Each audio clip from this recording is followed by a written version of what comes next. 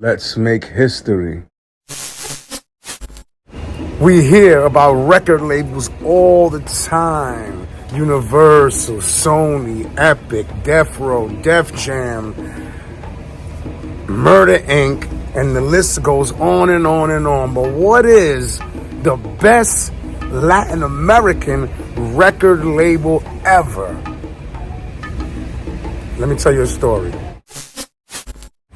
Once upon a time, in a faraway land known as the Dominican Republic, there was a child, and his father was the composer of a local big band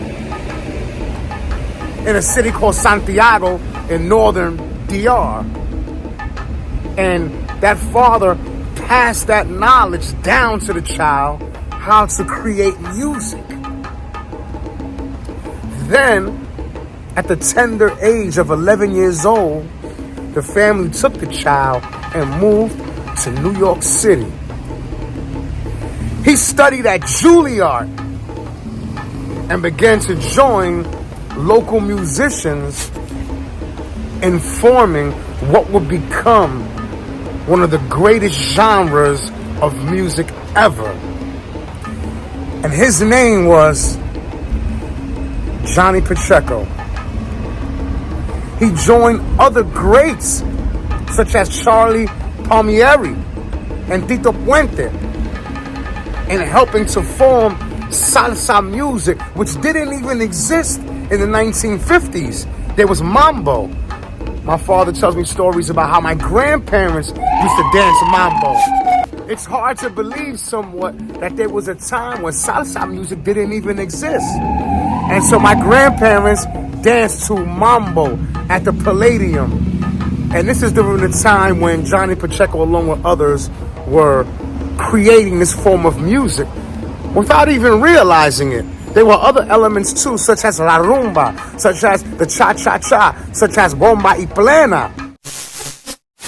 What is bomba? Basically, bomba was developed mostly around the 1500s to 1600s. That early on, wow. Yes, by the enslaved people that were brought during the slave trade and the colonization of Puerto Rico. And also, before the Spanish came here, there were a native indigenous people, Taínos. Right. And so bomba is actually a mixture of the different ethnicities that came to the island. It's a fingerprint of Puerto Rico.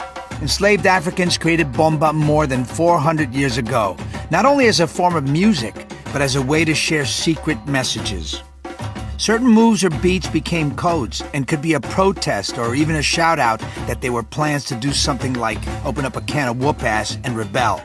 Now, when the colonizers finally got a clue about subversive messages buried in the beats, the ongoing battle to silence movements of independence began and have continued into modern times. And all this came from either two islands, Cuba or Puerto Rico. Aggravated on the small amounts of money that he was being paid as a musician, Johnny Pacheco, along with his lawyer Jerry Masucci, created their own record label. And they called it Fania Records. Some say it was after a particular song. Some say it was after a famous hole-in-the-wall luncheonette in Havana where the local musicians would hang out. Either way, it became the foundation of the evolution of salsa music. When they first launched the label in 1964, they were selling the records to the record stores from out of the trunks of their cars. There was a form of music called son cubano and a type of music called charanga. And this comes from the mountains of Cuba, where there was direct fusion of African music along with music that the Spaniards brought forth.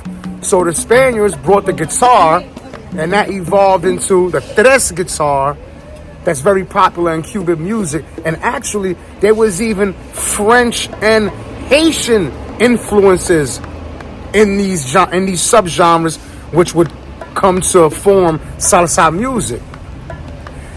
In 1804, during the Haitian Revolution, many French and African Haitians escaped the island and went to Cuba.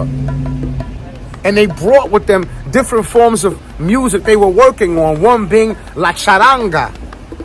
And this was instrumental because Johnny Pacheco, as salsa was being formulated, he created something called pachanga. He mixed his name with charanga to create his own sound.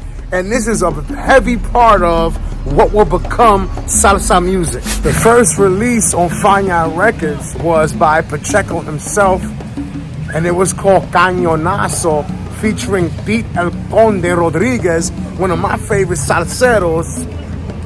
Masucci eventually bought out Johnny Pacheco and was the sole owner of Fania Records until his death in 1997. Now, Fania All Stars was a collective of people signed to the label, as well as collaborations that artists from the label did.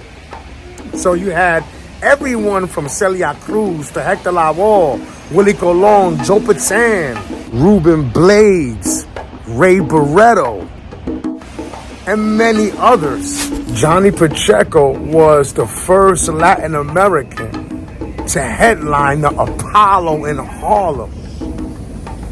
And the Fania All Stars sold out shows all through Latin America.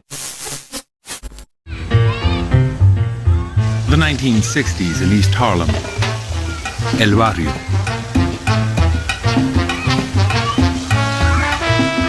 By then, the city held over 500,000 Latinos, mostly Puerto Ricans.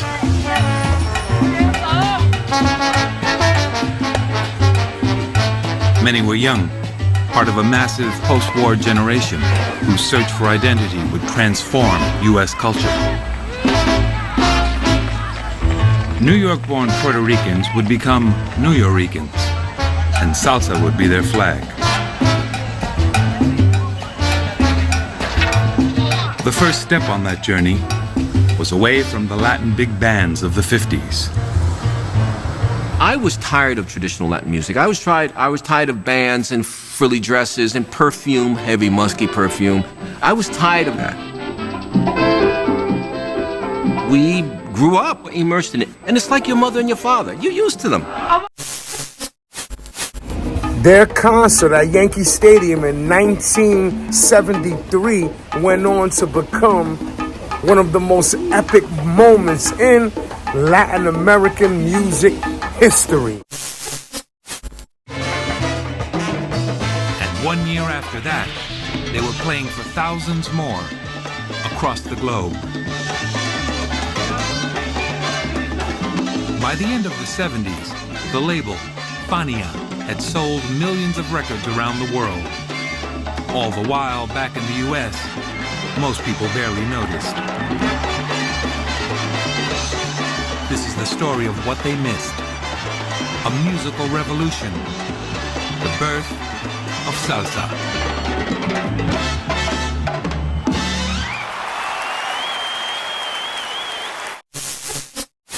Pacheco died in 2021, and he was born in 1935, so he was around 87 when he died. But he will always be remembered as a legend in salsa music.